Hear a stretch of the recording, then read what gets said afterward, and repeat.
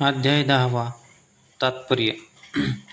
मागील अध्यायात अहम कृतु रहम यज्ञम या 16व्या श्लोकापासून ते तापस्यः वर्ष या 21व्या श्लोकापर्यंत अमुक अमुक पदार्थ मी आहे असे जे देवाने सांगितले आहे, त्यात सत्सत सर्व मीच आहे असे सांगितले आहे. तरी पण भगवंताच्या सर्वच्या सर्व विभूती ऐकाव्यात या इच्छेने अर्जुनाने प्रश्न केल्यावरून व परमात्मा दुर्विज्ञेय असल्यामुळे उपासनेकरिता व अन्वय ज्ञानाकरता देवाने श्रेष्ठ श्रेष्ठ विभूती पुन्हा या 10व्या अध्यायात सांगण्यास प्रारंभ केला आहे. गीता ग्रंथातील उत्तरखंडाच्या व्याख्यानास आरंभ करण्यापूर्वी श्री ज्ञानेश आपल्या श्री सद्गुरूंना संस्कृत प्रचूर शब्दांनी मंगलाचरण करून त्या निमित्ताने श्री गुरूंचे तात्विक स्वरूप, त्यांचा ऐश्वरी महिमा अवर्णनीय निरुपम असल्याचे सांगून विशदबोध विदग्धा विद्यारविंद प्रबोधा पदाने श्रीगुरूचे श्रोत्रियत्व व पराप्रेमे प्रमदा विलासी या पदाने श्रीगुरूचे ब्रह्मनिष्ठत्व प्रतिपादनद्वारा श्रीगुरूंचे लक्षण सांगितले आहे. या ब्रह्मविद्यारा सर्व शास्त्रांच्या विसाव्याचे स्थान जो भगवद्गीता ती मी सामान्यपण ओवी छंदात गावी असे मला केले, ते श्रीगुरूंचे सामर्थ्य होय. आत्तापर्यंतच्या 9 अध्यायातील विषय सिंहावलोकनात्मक सूत्ररूपाने सांगून त्यात 9वा अध्याय म्हणजे एकाध्यायी गीताचा असून तो अनिर्वाच्य असा आहे, पण मी त्याचा अनुवाद करू शकलो म्हणजे हे श्री गुरु निवृत्तीनाथाचे सामर्थ्य होय. मूळ संस्कृत गीता ग्रंथावरील त्याच तोडीची असणारी माझी मराठी टीका चांगली वाचून जर उचित अभिप्राय पटला तर मूळ ग्रंथ कोणताही कळणार नाही असे श्री ज्ञानेश्वर महाराज विनम्र भाव कायम ठेवून आत्मविश्वासपूर्ण शब्दात सांगतात. ओवी क्रमांक 1 ते 49 व नंतर श्री ज्ञानेश्वर श्रीकृष्ण काय बोलले त्याचा अनुवाद करतात. तो असा की भगवंत म्हणतात, अर्जुना तुझे पूर्ण अवधान व तुझी श्रवणाची आस्था पाहून तुला पुन्हा आणखी एक ऐकवावे असेच वाटू लागले आहे. हे माझे बोलणे म्हणजे साक्षात ब्रह्मच अक्षरांचा अंगरखा घालून तुला खेळ देण्यास आले आहे असे. येथे जो मी तुझ्यापुढे उभा दिसतो एवढाच मर्यादित नसून या सर्व विश्वात अधिष्ठान रूपाने समव्याप्त सभराभरीत आहे. मी तत्वतः प्रमाण प्रमेय भावरहित स्वयंप्रकाश असल्याकारणे व माझ्या प्रकाशाचे साह्य घेऊन प्रकाशित झालेल्या शब्दादीप्रमाणे प्रत्यक्ष सर्वज्ञ तुल्य वेद ऋषी देव हा माझ्या यथार्थ स्वरूपात जाणून प्रकाशित करू शकत नाहीत. याचा अर्थ मी अभावरूप आहे असा मात्र नाही. ज्याप्रमाणे आईच्या उदरातील गर्भ आपल्या आईचे वय जाणू सांगू शकत नाही, त्यास आईचे वय कळेल कसे, पण त्याचा अर्थ त्याची आईच नाही असा होत नाही, कारण उदरातील गर्भाचे धारण पोषण त्या आईवरच अवलंबून असते. त्याप्रमाणे साऱ्या प्रमाणांना उपजीव्यभूत स्वयंप्रकाश जो मी त्या माझे तीप्रमाणे असे प्रकाशन करू शकतील. वास्तविक मी अनादि अनंत स्थलकालातीत सर्वाचा जनक, सर्वधारक व सर्व नियमक आहे.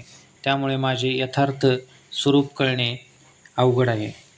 तथापि जर कोणी इंद्रिय नसंगतीने बाहेर धावणाऱ्या वृत्ती अंतर्मुख करून 3 देहांचा व पंचमहाभूतांचा विचाराने निराश करतो, त्यास मात्र अनादि सर्व लोक महेश्वर स्वरूप अनुभवास येते व तो संकल्पाकडून टाकला जातो. तो ज्ञानाची चालती मूर्ती आहे. त्याचे अवयव व सुखाचे जणू अंकुर आहेत. माणूस पण हा मात्र लोकदृष्टीस होणारा केवळ भ्रमच होय. सारांश ज्ञानी पुरुष साक्षात्कार संपन्न असून तो प्रकृती व तन्मूलक संकल्पापासून मुक्त होतो.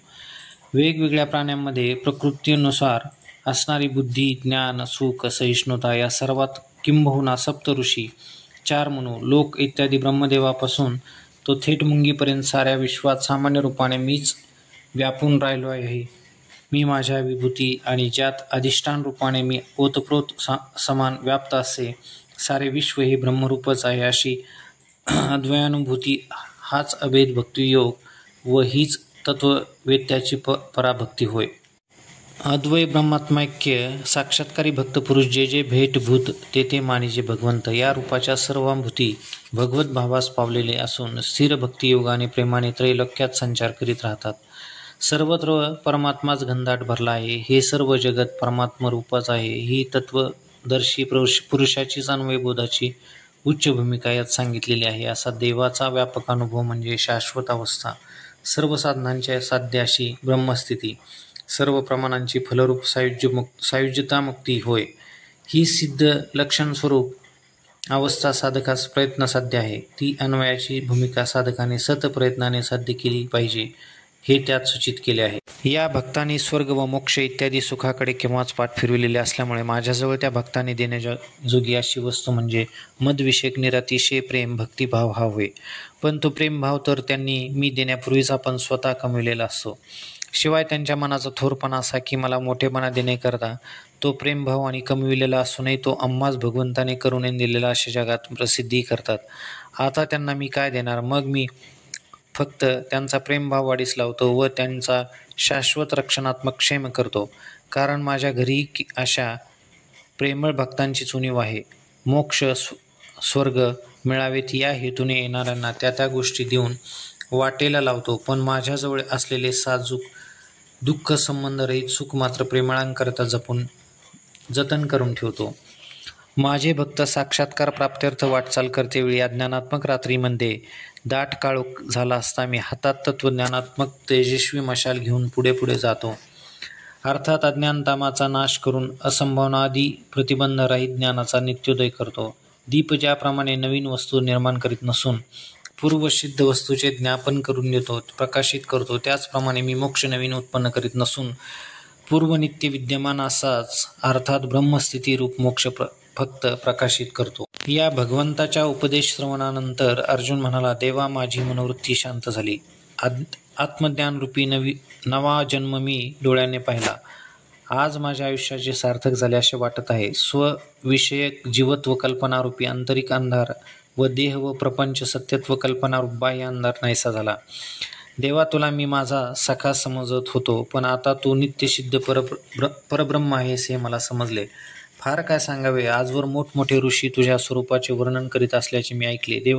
देवर्षी नारद नेहमी आमच्याकडे येत असत. त्यांच्या व असी देवल व्यासी या परमज्ञानाच्या मुखातूनही असेच तुझे स्वरूप आहे म्हणून मी ऐकले होते.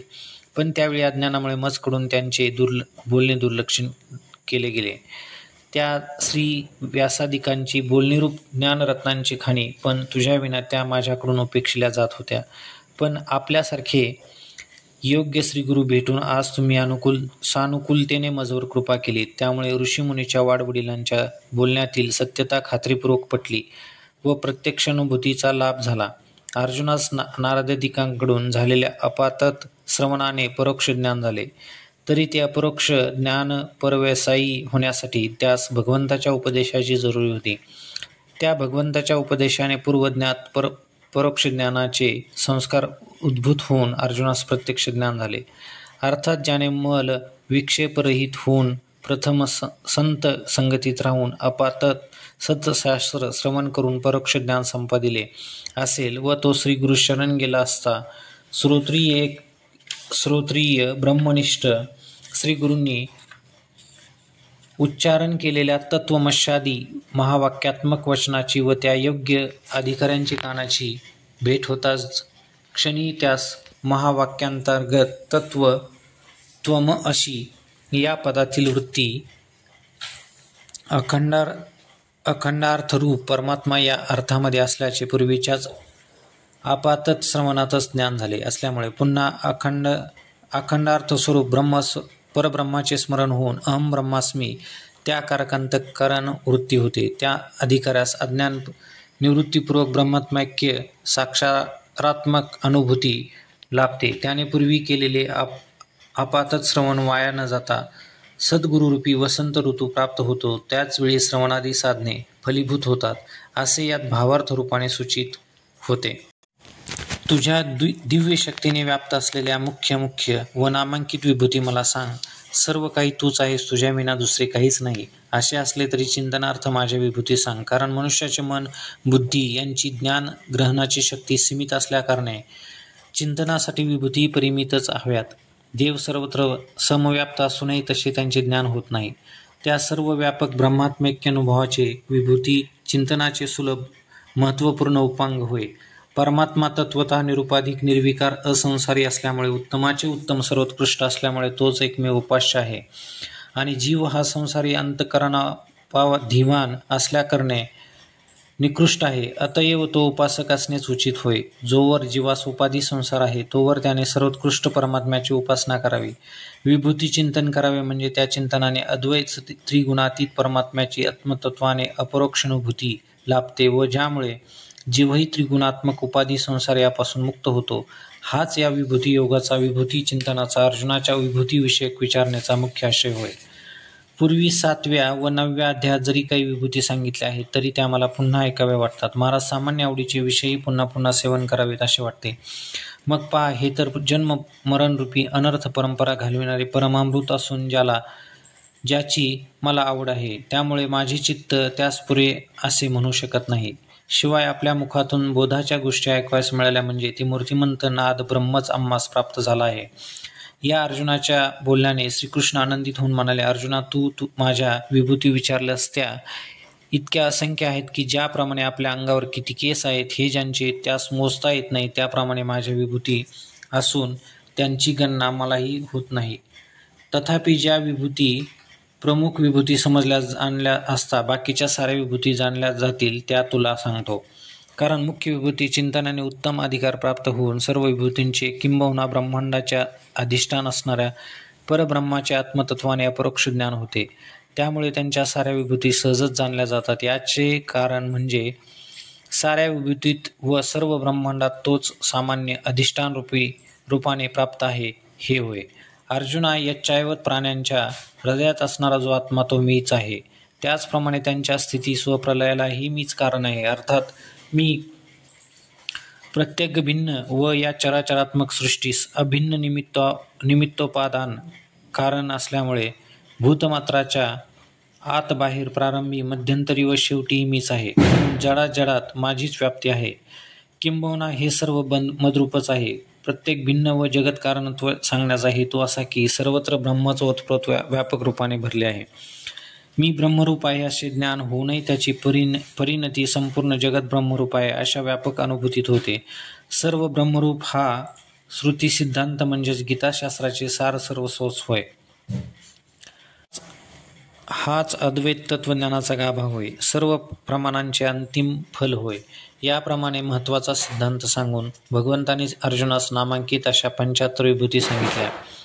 त्याचा अनुवाद करून श्री ज्ञानेश आपल्या भाष्यात म्हणतात, माझ्या विभूती विस्तारास मुळीही मर्यादा अशी नाहीच, म्हणून आम्ही सांगणार किती व तो ऐकणार किती. एवढ्यासाठी एक वर्मच तुला सांगतो, ते म्हणजे संपूर्ण विश्वाचे आद्य कारण मीच असल्यामुळे हे सर्व विश्वच माझे स्वरूप आहे. ही तत्ववेत्याची अन्वय भूमिका होय. त्यात सामान्य विशेष एक साधारण एक चांगला असा माझ्या अखंड शुद्ध स्वरूपाचे ठिकाणी आपल्या बुद्धीचा भेदरूप कलंक निष्कारण लावू नकोस. बुद्धीतील भेदभावना काढून टाकून सर्वत्र ऐक्यबोधाने मला भज.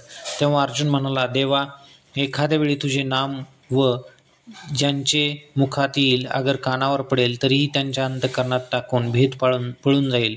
आपण सांगितलेल्या विभूती मला समजल्या. देव म्हणाले, अर्जुना, अरे आम्ही भेदद्वारा विभूती कथा सांगितली, पण ती तुला अभेदभावाने पटली किंवा नाही हे विचारून पाहिले तेव्हा तुला विभूती चांगल्या समजल्या असे माझ्या आढळून आले. यावर अर्जुन म्हणतात, देवा, हे आपले आपण जाणावे, पण माझा अनुभव मात्र हे विश्व तुमच्या स्वरूपाने घनदाट भरले आहे असा आहे. याचा दैवहीन धृतराष्ट्रावर मुळीही परिणाम झाला नाही. हा जसा बाह्य चर्मचक्षुंनी आंधळा आहे तसाच अंतर्ज्ञानचक्षुंनी आंधळाच आहे. भाग्य येऊनही त्यास दवडणे हे आश्चर्य नव्हे काय, असे संजय मनात कीव येऊन म्हणत असल्याचे करुणारूपी शब्दात म्हणत असल्याचे सांगून श्री ज्ञानेश म्हणतात, अर्जुना, हा आपला अंतःकरणागत व्यापक अनुभव बाह्य चर्मचक्षुद्वारा दिसावा अशी तीव्र इच्छा निर्माण झाली. तो दैवाने थोर असल्यामुळे त्या श्रीकृष्ण परमात्मा सद्गुरू भेटला होता. त्या कारणे त्यांची इच्छा पूर्ण होण्यास काय अवकाश होता. जे अर्जुन इच्छा करेल ते श्रीकृष्ण परमात्मा पूर्ण करीत आहेत. जी वस्तू श्रीमत विभूतिमत ऊर्जित वैभव संपत्ती आणि दया उभय अथवा ऐश्वर्य सामर्थ्ययुक्त असेल ती माझी विभूती आहे असे जाण. असे सांगून विभूती चिंतन सांगितले आहे. तत्वतः सर्व वस्तू मात्र ब्रह्मरूपच आहेत. तथापि ते ज्ञान मंदबुद्धीस एकदम होणार नाही. सर्वत्र परमात्मा आहे ही अन्वयात्मक बोध भूमिका श्रेष्ठ आहे. पण तो बोधही अज्ञानी मुमुक्षूस केल्यास त्यास एकदम त्रिगुणातीत निर्विशेष ब्रह्मस्वरूपाची आत्मतत्वाने ओळख होणार नाही. याकरिता त्याने पहिल्यांदा विभूती चिंतन करून प्रत्येक विभूतीतील विभूती तत्व जाणून उपासनेने ज्ञानयोग्यता मिळवून सर्वत्र ब्रह्मभावरूप अंतिम साध्य मिळवावे, असे या विभूती सांगण्यातील मुख्य तात्पर्य होय. या प्रकारे विभूती योगाचे अमृतमधुर शब्दात वर्णन करून अर्जुन मला विश्वरूप दाखवा असे श्रीकृष्णास विचारण्यास कोणत्या रीतीने सरसावेल ते मी पुढील अध्यायात सांगेन, असे श्री निवृत्तीनाथाचे शिष्य श्री ज्ञानदेव म्हणतात.